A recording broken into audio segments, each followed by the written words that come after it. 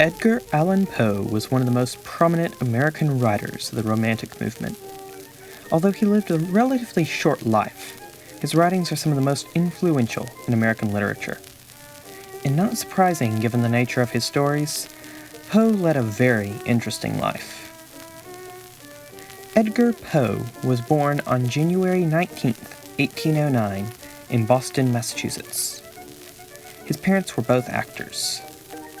Not long after Edgar was born, his father ran away, and when Poe was only 2, his mother died.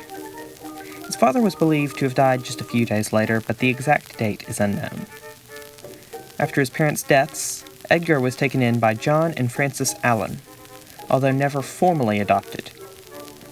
In 1812, the Allans had him baptized, and in 1815, the family moved to Britain. Edgar Allan Poe attended school in both Irving, Scotland, and Chelsea, England, before returning to America in 1820. When the Marquis de Lafayette, an old friend of the Poe family, toured America in 1824, young Edgar was there to welcome him as part of the Youth Honor Guard. In 1826, he went to the brand new University of Virginia. He fell in love with a young girl named Sarah Royster, but the two drifted apart when he took up gambling. Gambling led Poe to amounting large debts, so he dropped out after only 1 year. In May of 1827, he enlisted in the United States Army under the name Edgar A. Perry. He remained in service at Fort Moultrie in South Carolina, reaching the rank of sergeant major. In 1829, his foster mother Frances died. Poe revealed his true name and admitted he lied about being 4 years older, and was allowed to be discharged so he could go to West Point. Before he entered West Point, he stayed with his aunt, Maria Clem, and her daughter, Poe's cousin, Virginia Clem.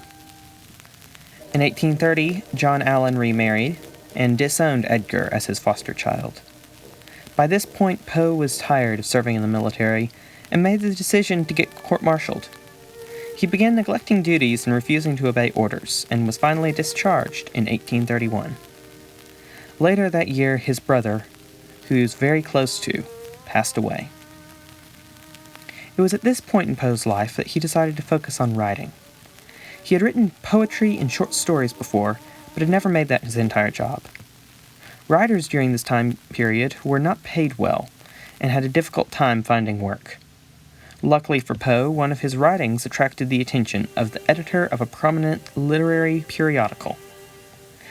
Poe was offered a job as assistant editor, but lost it just a few weeks later for drunkenness. On September 22, 1835, Poe withdrew a marriage license with his much younger cousin.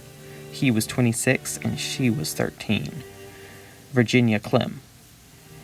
The two were formally married the following May. Throughout the late 1830s, Poe began publishing his works in various literary magazines and other such sources. In 1842, Edgar Allan Poe hoped to gain a position in the American government, claiming to be a member of the Whig Party. He had a friend who knew President Tyler's son and hoped to use the connection to get such a position. Poe managed to secure a meeting, but failed to show up, claiming he was sick, although most believe he was just drunk. Poe also began setting himself apart from other American writers of his time, publicly accusing Henry Longfellow of plagiarism. In January of 1845, Poe's most famous piece, The Raven, was published.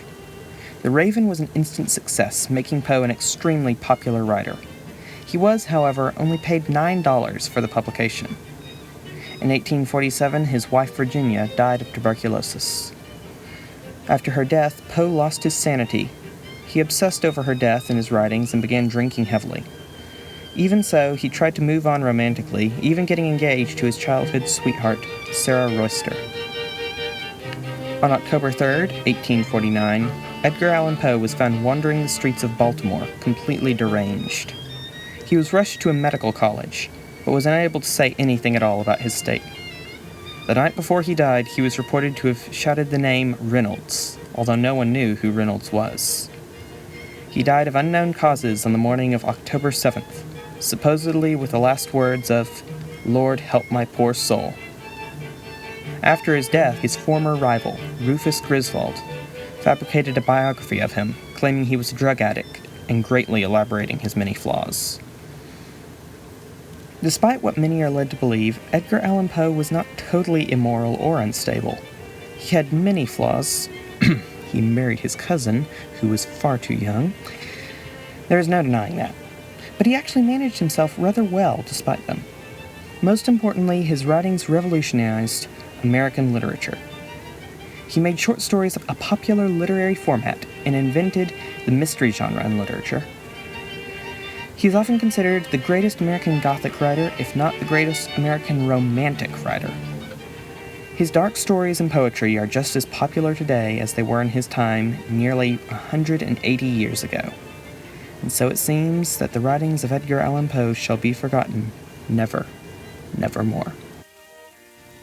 If you enjoyed this video, be sure to like and subscribe. I'm Matthew, and I hope I will see you next time.